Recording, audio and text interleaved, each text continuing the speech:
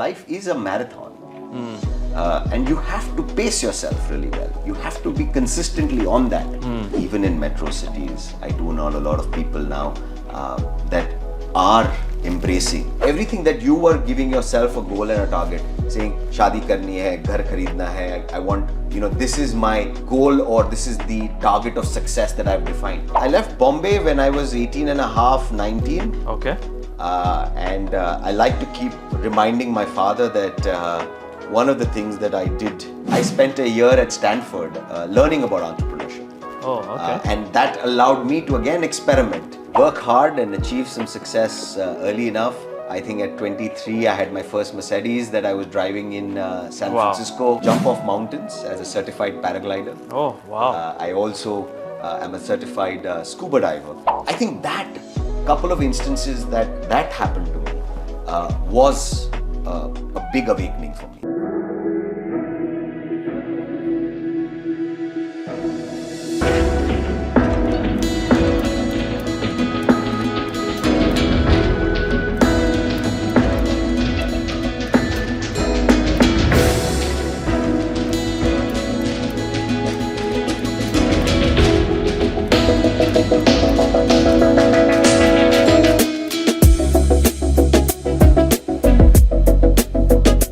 Ladies and gentlemen, welcome to Level Up.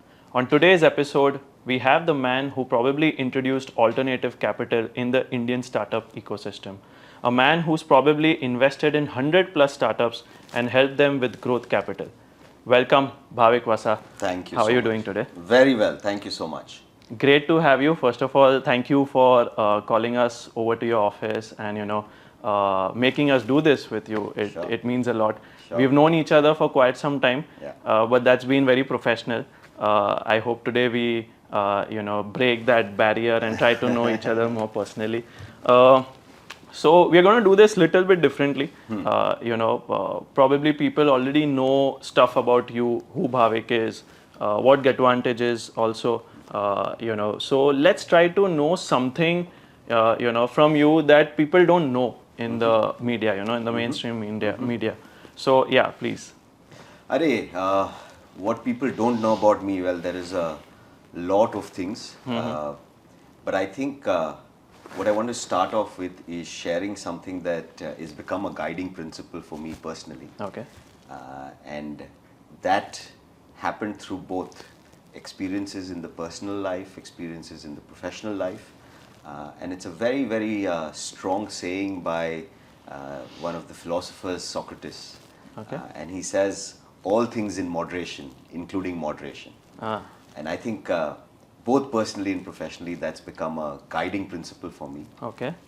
And the deep essence behind and the meaning behind it is that in today's fast-paced world where we want everything instantly, we want to get success instantly, we want to achieve success instantly. In fact, so much so that for a lot of years we've been told fail fast as well.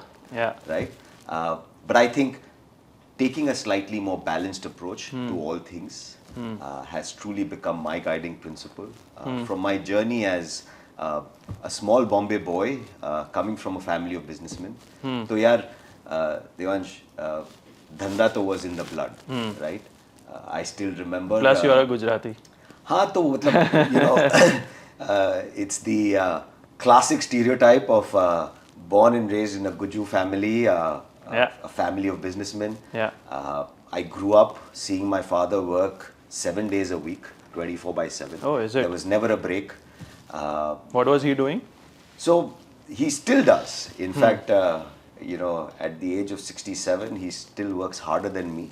Okay. And runs a couple of export businesses in an export house. Travels more extensively than I do anymore. And you realize that, that passion of being able to say that hard work before anything else, right? That's something that was ingrained in me very early on. It's all good to say कि यार धंधा समझना चाहिए, धंधा सीखना चाहिए, but it started from the hard work where I remember that my first training or my first school towards business was at the age of 4 and 5. Oh, wow. When he would almost incentivize me कि office आ जाओ, summer holiday है, काम करो, and if you work hard enough with me, you will get a gold spot back in the day, right? Gold spot was popular. So that At the age of 4 or 5? At five, as soon as summer vacations happened, and I think from there to working in everything from boxing, packaging, quality check in the factories at 15, 16, I think it just set that foundation of understanding that there is no substitute to hard work, and there is no substitute to getting your hands dirty and doing it yourself.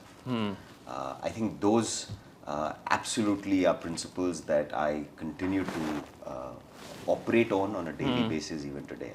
So that sentence which you said, right? What was it again? Can you repeat? Moderation wala? All things in moderation, including moderation. Okay. And where did you pick this up from, and how are you applying that in your life basically? So, because aaj we go to see, right? Everyone is running behind materialistic success, as you rightly said. Yaar, gaadi chahiye, bike chahiye, you need a big TV, you need to move to a better house, have a better standard of living, and you need that in 3 years, 2 years, 5 years. You know, once you want to take better care of your parents, so on and so forth, right? So how do you try to apply this, and where did you learn this from? So this reflection happened thanks to my 5-year-old daughter.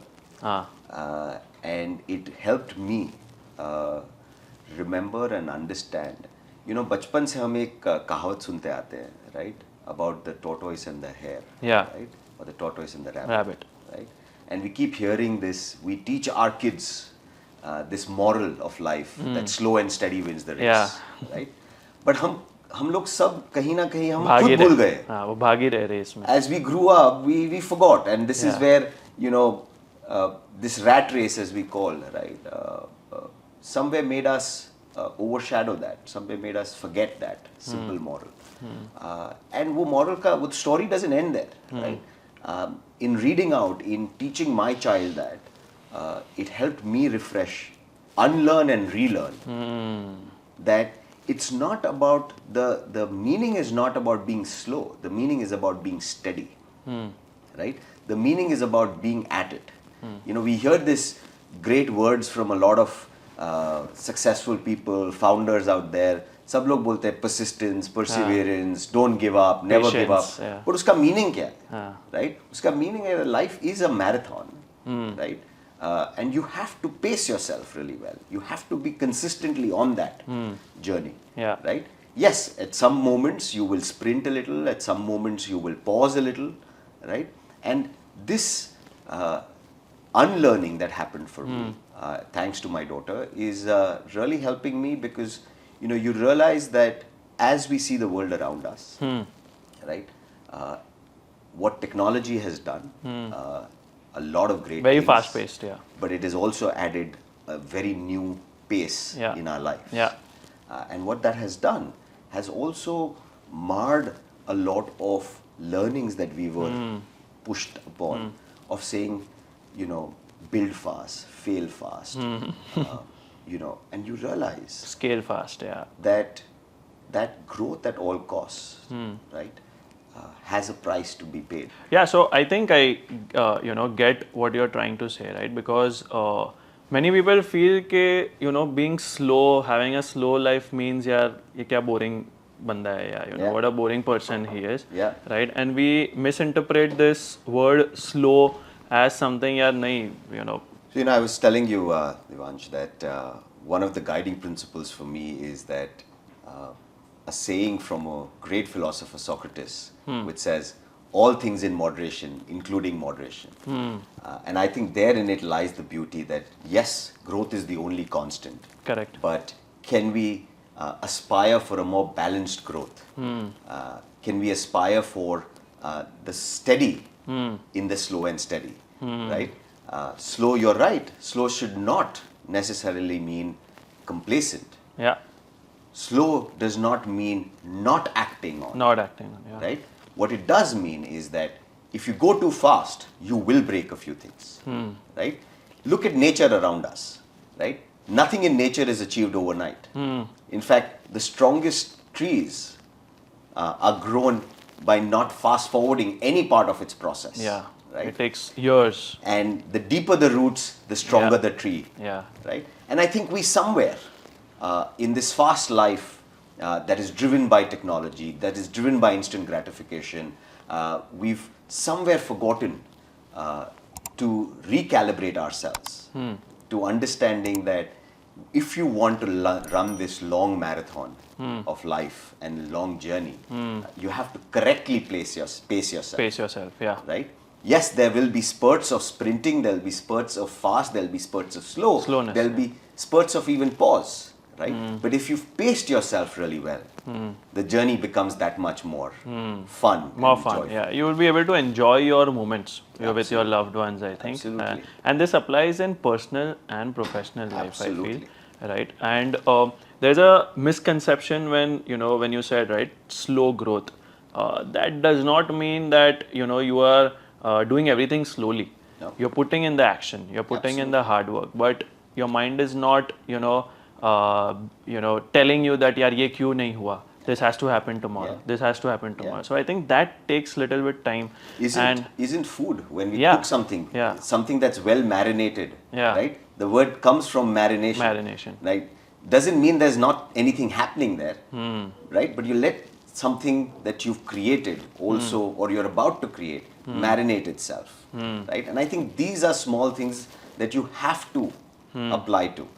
Because what are we seeing around us, right? In this crazy pace of trying to achieve, we are hearing so much more about founders burning out, right? Mental health is this issues, burnout? Mental health. The mental health. In today's society, why is it that suddenly mental health has become such a huge problem, big virus of itself, right? It's fundamentally because the way we are leading our lifestyles, the way we are leading our professional lives, the way we are trying to force ourselves to achieve things faster than its due course or its due time. Do you think, Bhavik, that this is more prominent in metro cities like Mumbai, Delhi, Bangalore, etc.? Because at least, we have friends, relatives who probably reside in Surat, Baroda, for example, right? Tier 2 towns in Gujarat. And they're all well-to-do, right? They all are doing their own stuff, businesses, etc. Right? There's a lot of money out there, and people are living a very good, luxurious life. Yes. But when I go there, or when someone from Mumbai will go there, we'll always come back and say to our family, "Yaar, this is very slow. Yaar, I cannot lead this. Matlab, mujhe daily subah ko I need to get up, I need to go to work. We need to do fast, and they are so slow. They pace their life. So I will call it slow, right? But probably for them, they are doing very good. They have a healthy life, etc. Whatever, they're making good money, right? So is this a problem with metro cities more and less in tier 2, tier 3 towns? Do you feel that? So look, I don't want to differentiate between metro and non-metro. Of course, your surroundings matter in everything about you, right? Your surroundings influence you, right? But at the same time, it's all very personal. Right? I do know a lot of people that even in metro cities, I do know a lot of people now that are embracing this understanding or this higher awakening, if that's the word to be used, of saying that, look, we will rather live a more conscious life, right? And yes, your societal peers, your pressure, the community you are in will always influence. But it's a personal choice you have to make. It's a personal journey you have to be able to go first deep inside, right? To find what is your right place, right? Again, there is no silver bullet. There is no right or wrong answer. It's about you going and diving deeper inside of yourself to first know what is the pace that you can run at. This right? is very, what is the pace you are comfortable at, right? I cannot run a marathon, I cannot run a race at somebody else's pace, right? And I think just that, right? Instead of comparing ourselves with the external, if we can find a way to keep going back down and pace ourselves to our comfort, right? There in it is where I mentioned that it's also very important that if you want to go down this path, it's not going to be easy to decide one day and say and I can pursue this. You have to be able to calibrate yourself not just on a monthly or a weekly, but literally a daily basis, right?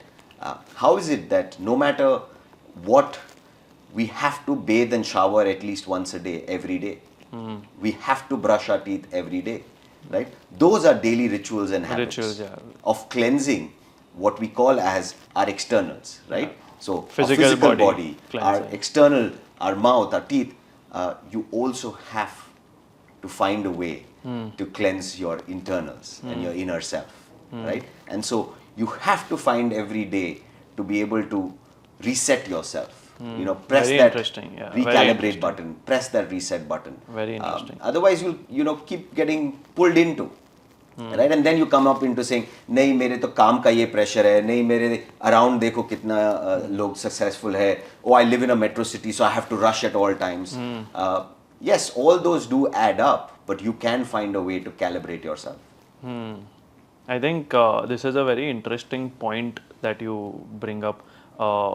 When was this that your daughter mentioned to you? Like, what did she tell to you? What was that exact point or that exact sentence when she said? Because I'll tell you, what had happened to me also. I think a very similar thing, right? And it was something where I was trying to, again, run behind everything, team बढ़ानी है, ये करना है, वो करना है, शादी करनी है, etc., नया घर खरीदना है. So this is like 2.5, 3 years back I'm talking about.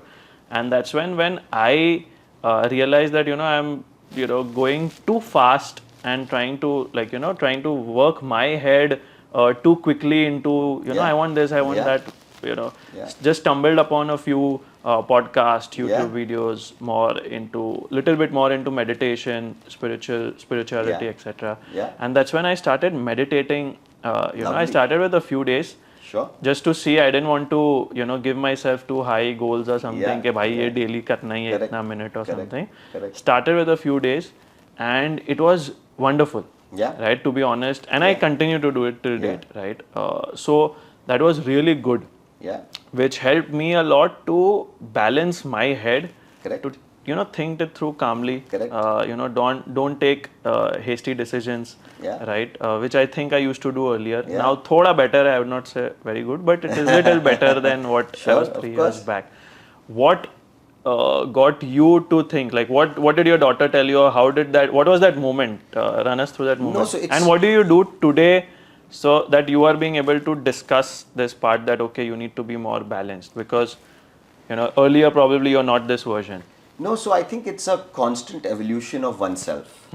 Agar, if I also ask you, is there any one moment, you won't be able to place it to a moment. But I think it's only a personal journey of a little bit more awareness and being able to hold back and observe yourself. Our body and our mind is wonderfully made to give us all signals. We just have to be alert, attentive, and aware of those signals that our body is giving. Why is it that so many times we feel, just wanting to rest, right? Our body is telling us that you're running too fast. I'm exhausted. I need a break, right? The same way, your mind also does tell you that I am at a pace that I'm not comfortable at. Right? We just have to be very conscious and allow ourselves to hear inward than just to run and chase the outward. So I don't think it has to be any one particular incident. But this you observed in your daughter something that, okay, no, I think she was just a catalyst. I think our kids, our children around us, or even our parents, or anyone that's growing older around us, right? You start seeing, and if you start observing them, right, it's through them that you are able to reflect really quickly, right? As your body gets older, you know that you're never going to be at that same pace that you were before, right? And That's true. If your body is getting older, even your mind is getting a little more, I would like to say, enriched, right? I don't like to use the word older. I look to use the word enriched. And so I think as you go through a certain goals you set for yourself, as you start observing that यार जो चीज मैं chase कर रहा था, something that I really wanted, right? And ask yourself this, right? Everything that you were giving yourself a goal and a target, saying, "Shadi karni hai, ghar kharidna hai. I want, this is my goal, or this is the target of success that I've defined."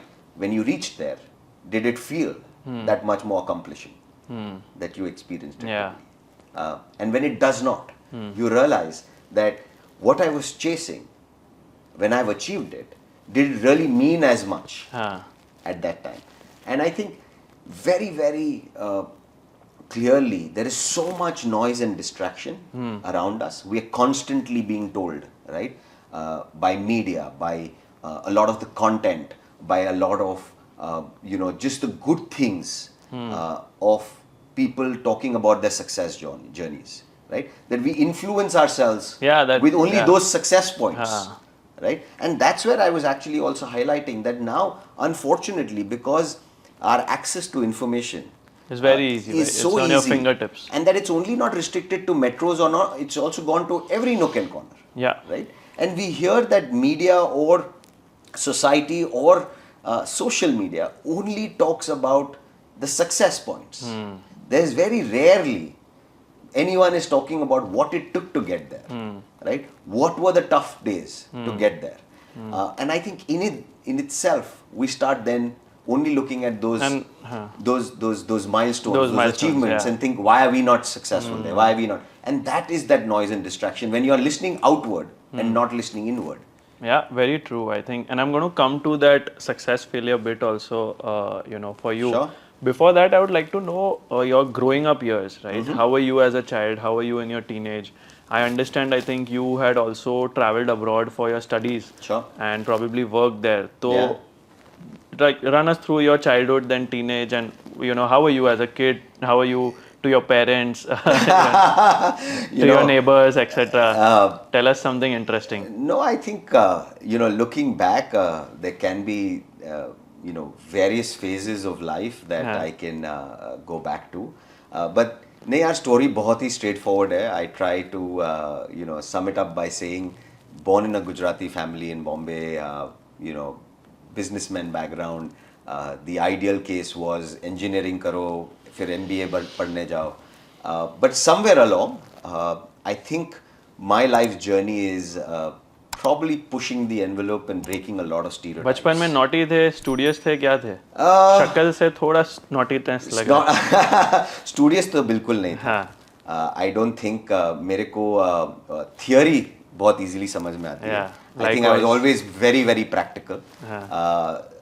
I think practical learning was always more easier for me than theoretical learning.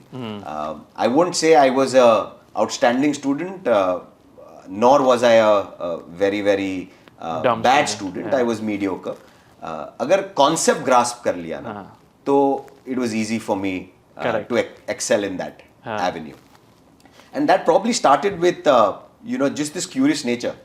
I don't think my childhood would be considered naughty or sober, but it was curious. I think it was always very driven by curiosity of the unknown. 6-7 साल की उम्र में, वो time पे हर घर में वो एक VCR होता था. What I remember right now in talking to you is, I would on my own open up that VCR and want to figure out how the whole system works. Rancho. Right? I never, any new appliance that was brought at home, I would never touch the manual that came along. I had to figure it out myself. Oh, wow. Right? So it was always driven by curiosity. I think my mother will still say that, at a very young age, when she would drive, and of course, these were days when there was no Google Maps or directions, but I would always pick up on what road, what direction to take. Right? I would always be able to guide much easier. And so I think it was more to do with just being curious, just having this explorer in me. Right? I loved exploring things. And I think that's where the journey took me to study in the US. I spent a lot of years in the US while went to school in This Florida. was when? Back in which year? This is 2003, 2004. Okay.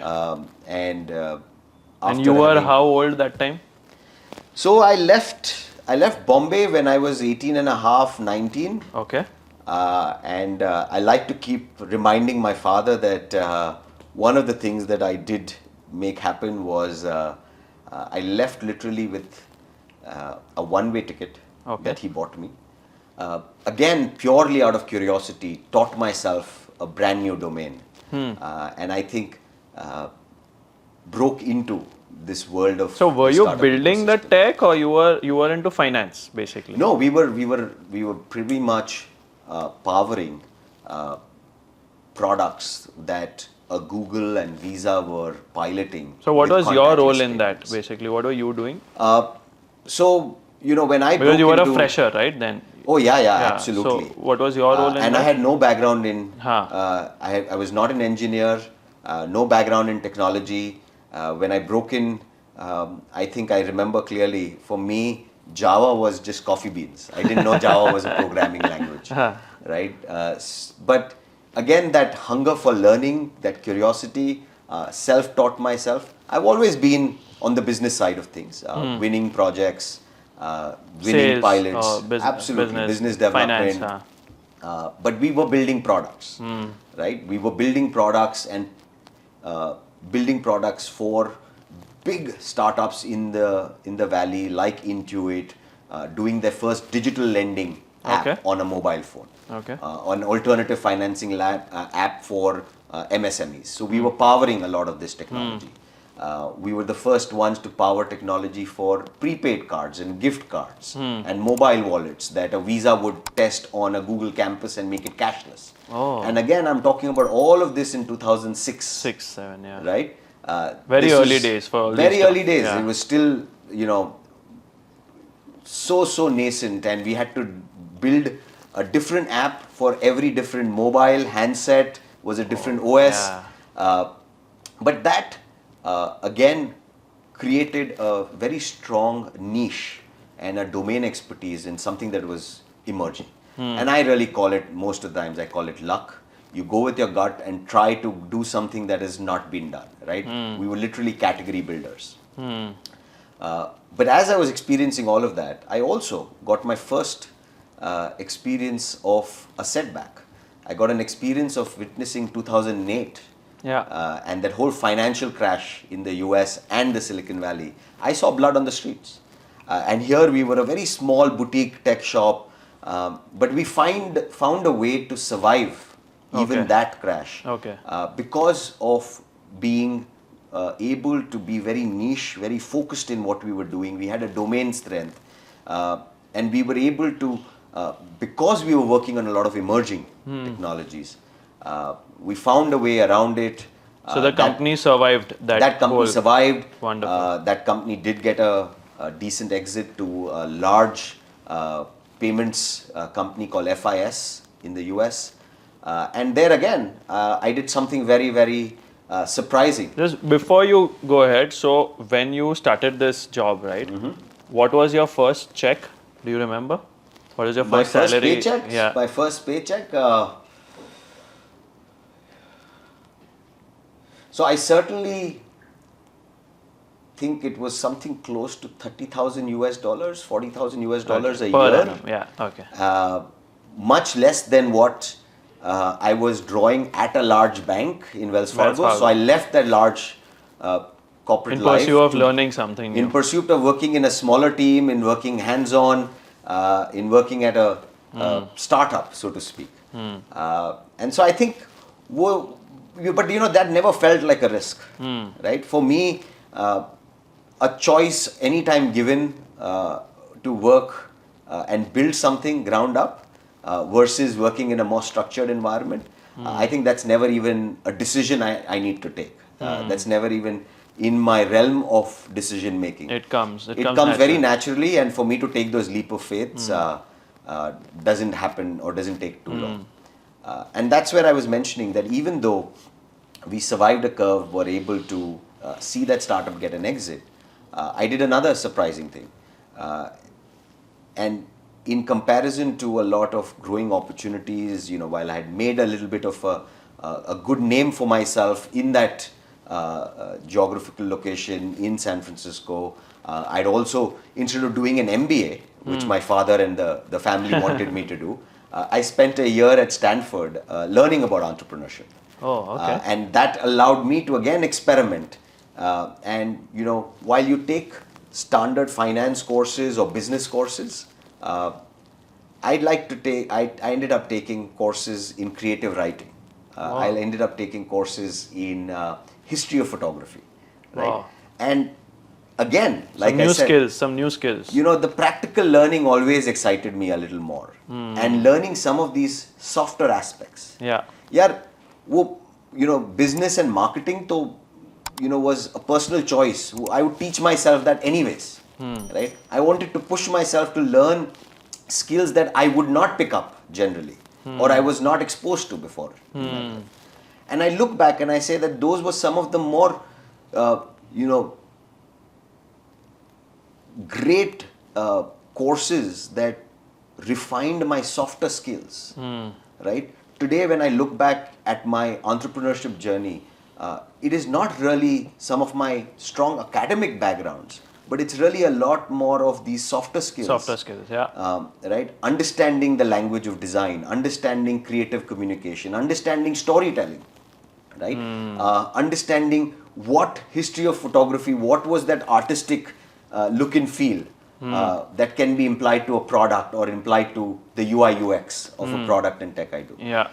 So again, a very uncharted path that I took, but I look back and I think that refined and sharpened some of the skills that I believe help me even today. And while all this was great, and opportunities were great in the US for me to stay back, and my parents actually came and visited me and saw the lifestyle I had built and asked me, are you sure you want to give this all up and move back to India? And therein... So what was your lifestyle back then, matlab, and this is which year you're talking about? Was able to work hard and achieve some success early enough. I think at 23, I had my first Mercedes that I was driving in San Francisco. Amazing. So, it doesn't get better than that. Better than that, yeah. At least for our parents, it wouldn't get better than, I mean. Yeah, so now, my family and my wife even say this now, you probably do things too fast and get done, and then I kind of say, been there, done that, right? So I don't drive a Mercedes anymore. Those fancy cars don't attract me anymore because I did it very early on.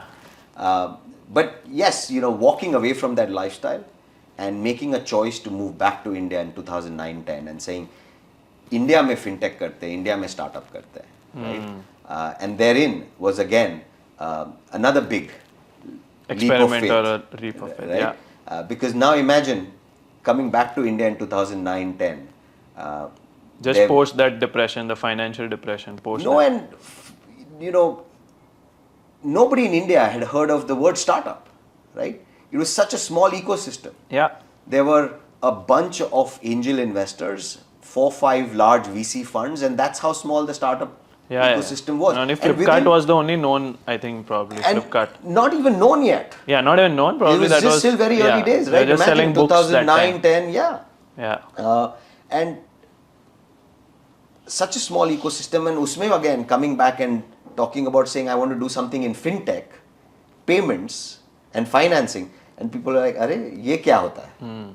Right? And you were 24 that time. No, not that young. I came back when I was, I think, 27, 28. Okay, in 2010. 2010. And then began another journey of then being an early team member and building and scaling one of the first payments and fintech company in the called It's Cash. Yeah. And therein came another set of learning that emerging markets like India, right, which are still very nascent and are still developing, things take a lot longer, right? So there I had seen examples in the US and startups setting up and scaling and exiting in 3 years or 4 years. Wasn't really the case in India. It takes far longer. You have to. You don't get exit even after 10 years. You have to really, like they say, burn it out, run the rubber on the road and scale. And so therein went, literally being able to see a journey like It's Cash and ITZ Cash and scaling that venture all the way up to 2017-18, and it does take a decade to truly build a strong, scalable, resilient business, and especially in financial services, which has a lot of other factors like regulations, compliances that have to be I agree, followed. And I think, again, a great learning, a great humbling of sorts, that it takes far much more longer to build it and build it the right way, right? And so, yes, it's, Again, I think that comes to your, that, your personality or your nature, where you don't want to stick to that, something which has already grown or something. You want to again probably start building something new, take it as a new challenge, heads on, and try to build it from the scratch. Take it to a good level where you feel okay. मैं यहाँ से मतलब I have been associated with this from the birth of that that company. Yeah. So call it a strength or a curse, right? That I'll enjoy being a category creator. Doesn't come easy when you're building a new category, when you're building something innovative. It takes a lot more resilience, grit, and that's where you have to be deeply rooted with the passion to want to solve it, right? But it comes from this explorer nature. It comes from this adventure nature. Through all of this, while you're building companies, I think I never let go of being that explorer and adventure while building businesses as well. So here I am building It's Cash in India again. One of the first fintechs, never heard of. But personally, I made sure that I kept that explorer and the adventure in me. So, even through this professional journey, building and scaling, personally, I continued to jump off mountains as a certified paraglider. Oh, wow. I also am a certified scuba diver. And, amazing. Making sure that, being one with nature, letting all these activities that push the envelope a little bit. I think I find it highly balancing, rewarding to me personally. And I think that's what I recommend a lot of founders, that you have to take these pauses for yourself, right? Because even great music, great symphony is only so much more beautiful with the pauses in between the notes. I had done paragliding right now. Me and my wife did it at Khajjar in Himachal Pradesh. Yeah, lovely. Wonderful. Yeah, I think it was a breathtaking experience, something which, allows you to, free yourself of, whatever that you're going through, whatever challenges, etc. But you are just free in the air. Matlab, you are enjoying that moment. It's truly when you, like you rightly shared your experience, it truly allows you to be present in the moment. Present in the moment, yes. हम लोग बहुत सुनते हैं कि भाई meditation करो, be in the moment, be present. But how, right? When you would experience any of these activities, or when you're in nature, you'll realize that you have to be alert and you have to be in the moment. You can't think of your past or the future. Right? You have to be very alert and at very, very clearly in that moment. And I experienced that when I dive underwater as well. When you go down 20,000 feet, 30,000 feet, you have to not only be super conscious and alert because you are in an environment that is not natural. At the same time, you start realizing that there's a whole other world out there. There's a different ecosystem altogether. Your vantage point changes. When you also experience, when I experience skydiving or paragliding and you go that few feet above normal height. First you're initially scared. Or when you scuba dive, you go few feet under. What has happened is your vantage point, वो बोलते हैं ना तुम्हारे देखने का नजरिया बदल.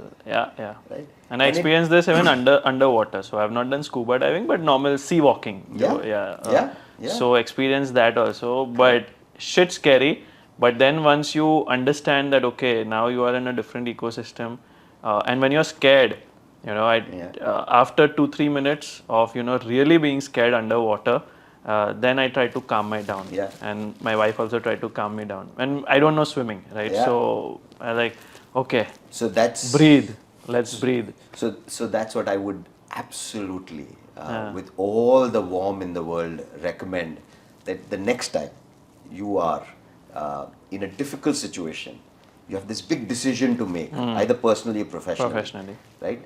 Just try this. Just change your vantage point, right? Just try and find a way that you can change the vantage point, or you can change how you see that problem, and you will start seeing that the answer will come very naturally. Naturally to you. वो देखने का अगर नजरिया, this the place from where you see what that situation is or what that issue is, it easily gives you the ability to find a solution for it, right? And Wonderful. that's really where the name came from. That's where this journey that we call GetVantage comes Okay. from. Vantage. Changing that vantage point, right? Oh, How wow. do you get a new vantage? That's an Right? interesting thing. And yeah, so it's what we say is that how do we give the unfair advantage to every founder, every small business, every entrepreneur out there, right? And that's what is GetVantage. The word advantage is an adjective that comes from vantage. That added vantage is what became the word Interesting. advantage. Yeah. And we literally went deep inside, inward, to find that if we want to be a player that gives that unfair advantage to every founder, business entrepreneur out there, can we really give them the ability to get vantage? Interesting. I'll come to this GetVantage story also. Before that, you've been, I think, 2 times founder. And it takes a lot of guts, risk. As you are, I think Yeah. now we've explored that your personality and your nature is to take that risk, Yeah. leap of faith, right? But I believe that somewhere it is very necessary to have your family's support. More specifically now that you're married, your spouse's, your wife's support, right? How has she been an influencing factor in your growth since the time that you met her or you've married or what? No, I think immense credit to the entire family.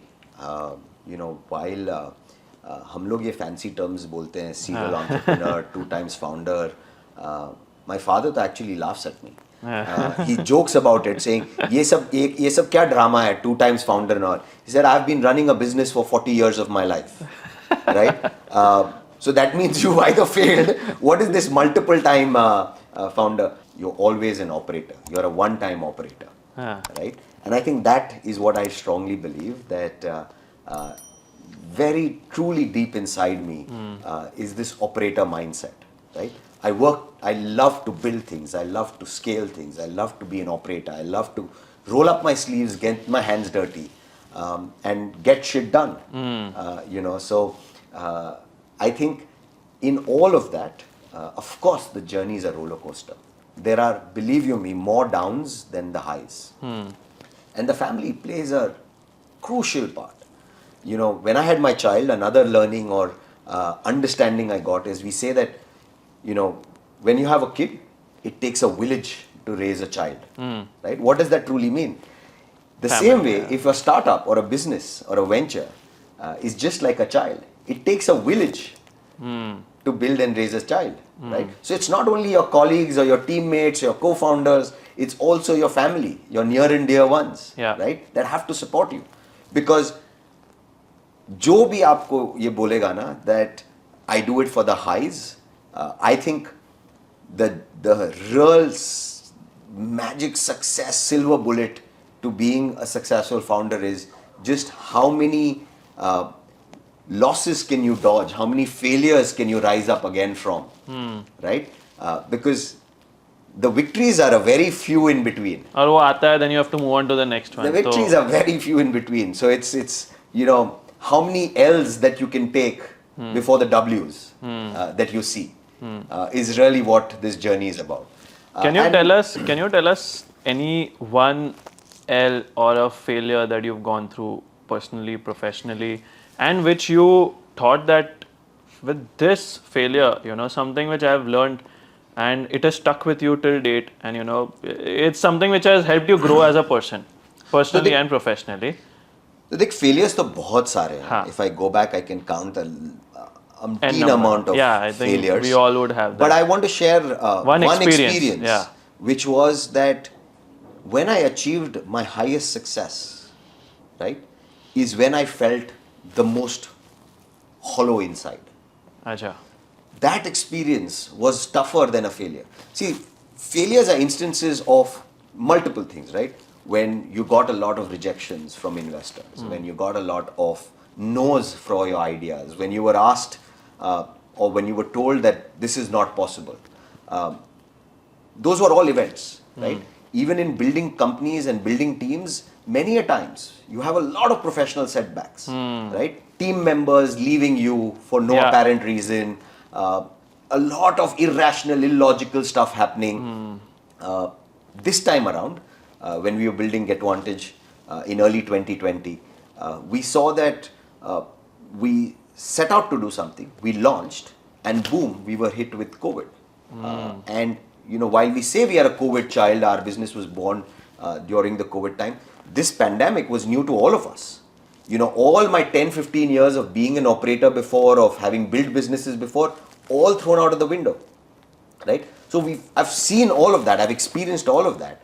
But even then, that one experience that I want to be able to share with as many people out there, and I share with as many founders whenever I get the opportunity, is that once or twice, when I actually, when we had one large exit, when we were able to see a big exit to its cash, and I thought everything was great and perfect. Good money and felt, etc. I felt the most hollow.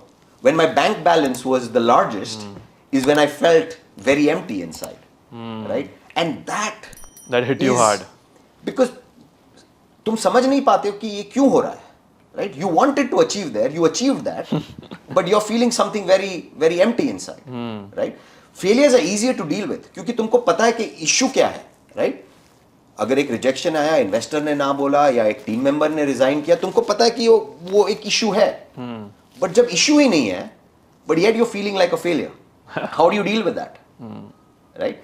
I think that couple of instances that happened to me was a big awakening for me, was a big blow in my head कि यार ये तो कोई issue भी नहीं है. And imagine what your family has to deal with. Right? Because you're not in the correct mind frame that time. You're going back to your home. And probably. People ask you, what is wrong with you? And you are looking around in blank. And for them, you are a success. कि भाई अच्छा पैसा आया. You made good money. You've got an exit. You build a business. You are popular. You're successful. You're everywhere in the media. What's wrong with you? What's wrong with you? And the funniest part is even you can't put a finger to what is that is going wrong. True. Right? And this, vulnerable feeling. It eats you from inside, I believe. It makes you feel miserable. It makes you feel that, you really don't know anything about yourself. Right? And I think it's in those times that you are hit with. And if you can come out of it, understanding that really nothing is in your control. And if that can become another guiding principle in life, right? हम बहुत बार सुनते हैं, but उसका meaning नहीं समझ में आता है यार. We hear from a lot of people, a lot of gurus out there that say that control what you can and don't worry about what you can't control. But what does it mean, right? When everything is perfect in your life and you feel you're not in control, that means that nothing is in your control, literally. Right. And they do say that it's the darkest dark before the sun comes out, right? It's the darkest part of the night before the sun rises. Yeah, right? absolutely. It's the darkest part of the tunnel before you see the end of a tunnel, right? What does all of this mean? And I can only tell you that it all feels like words until you personally experience it. Yeah, I think bang on. Let's talk about your social media. I think you're very active on social, right? With LinkedIn, you're very active. You keep posting about your work, GetVantage, stuffs like that. On Instagram, you're really active, I think, and you post a lot of reels, etc. with your daughter. Is it intentional or is it something that you enjoy? यार मेरे को ये पसंद है. I like to post with my daughter. I like to post on LinkedIn about my work or something. Is it intentional? does your marketing team tell you or something, or is it like you are enjoying it? मैं करता हूँ मेरे लिए, मेरी खुशी के लिए. Really sounding at some times like a professor or preachy that have a balanced life, etc. If you ask me, the real me, the person, I am not a social media person. Is it? Okay. On a Sunday, if a choice given, my phones will be switched off completely. I love being alone with myself or with my loved ones and switching off. Right? I think it's a professional hazard that I have to be that active. I think it's a little bit to do with also when there is this mission you have that is driven by passion, right? When you're creating a new category, when you want to spread awareness, right? When you it's your duty. It's not just a duty. It's absolutely the only way you can spread the awareness and the word, right? When we launched and rolled out what was called as innovative alternative financing, when we launched one of the first or pioneered revenue-based financing, what does that word mean? It's building a new category. I have to spread awareness.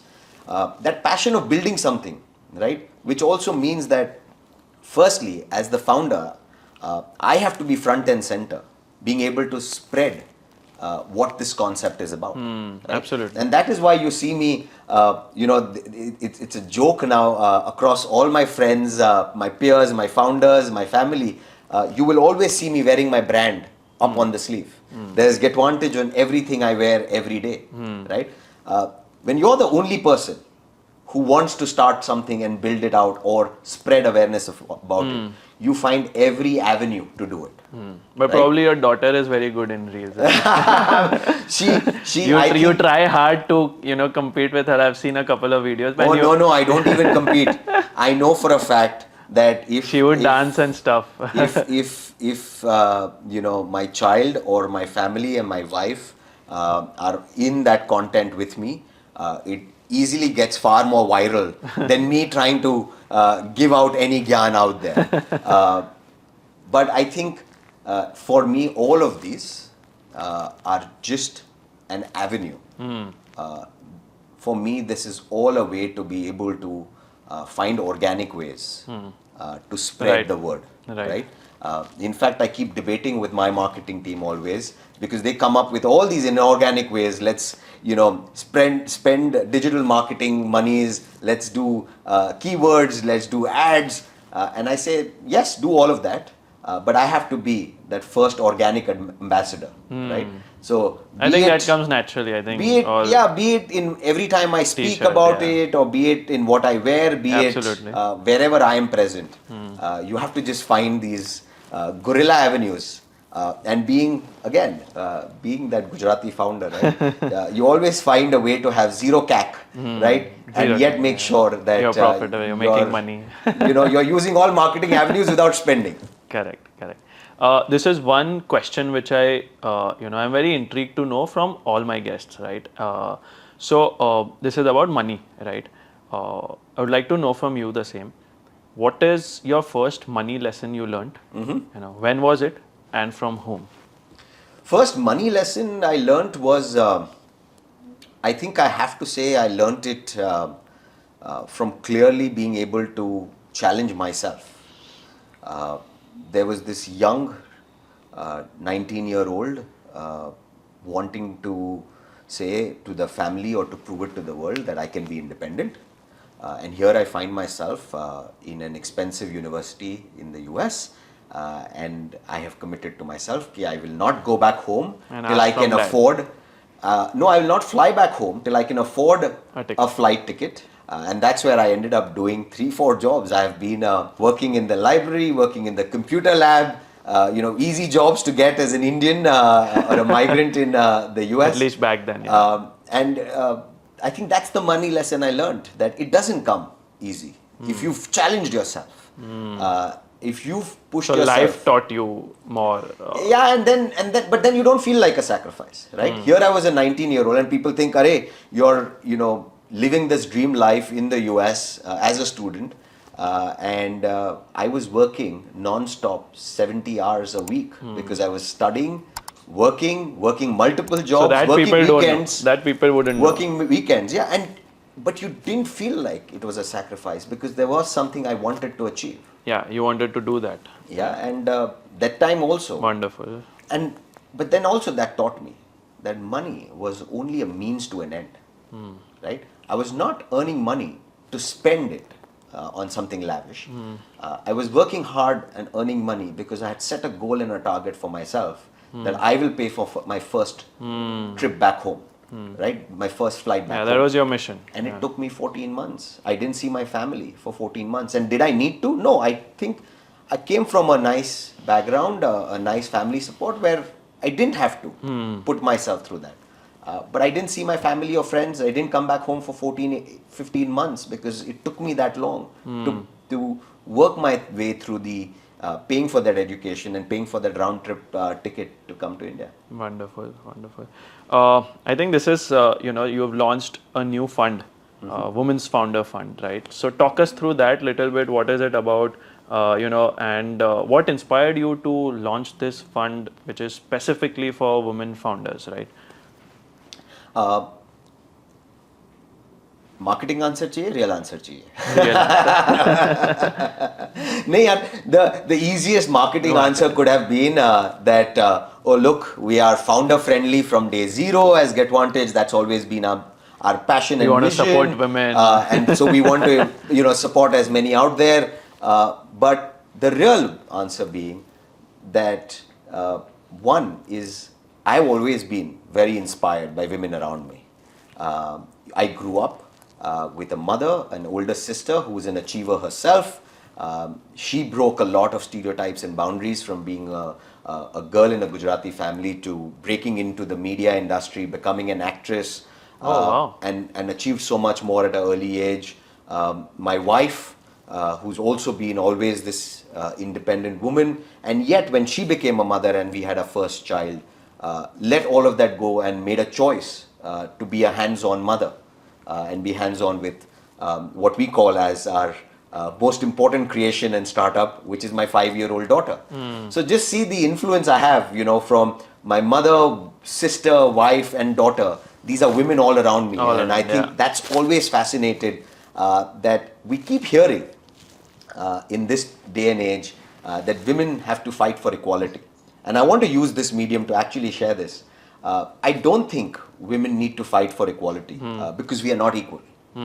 I think women and female are far more superior than us men. Yeah, we are the ones fighting for equality. And I say this because I think from an emotional perspective, I have seen these women far, far more stronger.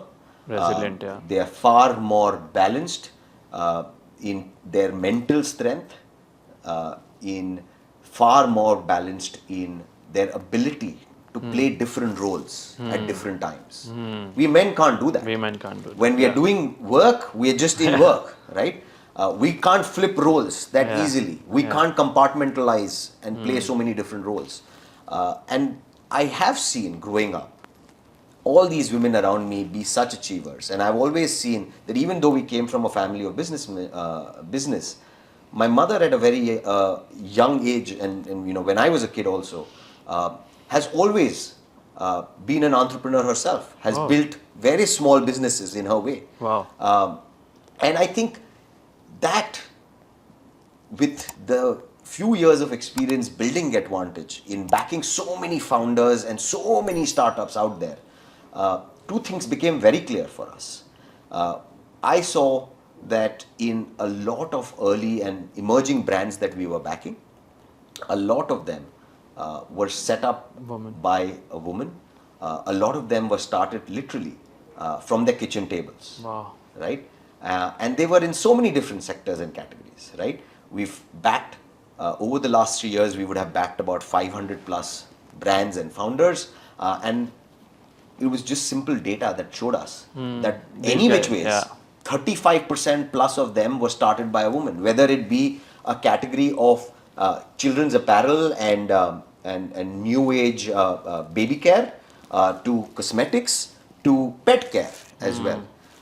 And we always saw in a lot of scenarios, it was actually that the woman started the brand, and then the husband or the partner left his high-paying corporate job to move in. And there are umpteen such examples and stories. So no, this was just very data-driven for us. That as we aspire to continue on this mission to really strongly spread this message that equity is not the only way. Startups or emerging brands and businesses should grow and scale themselves. We only saw that in that journey, a majority of them were anyways being driven by women. Wow. So, the real organic answer is they are the driving force. They are the one building businesses with far more discipline than a lot of other founders we've seen there. So I think it was a no-brainer for us to, just dedicate a corpus of capital that we have to focus on backing a lot more of these women entrepreneurs out there. Wonderful. All right. That was really interesting, Bhavik. So we'll come to the last bit of this, session, this podcast. Sure. It's going to be a rapid fire session. Okay. Be rapid, be quick, right? Let's start. So, Acha, but uske pehle, where's the coffee mug? Coffee. This is not coffee with Devansh.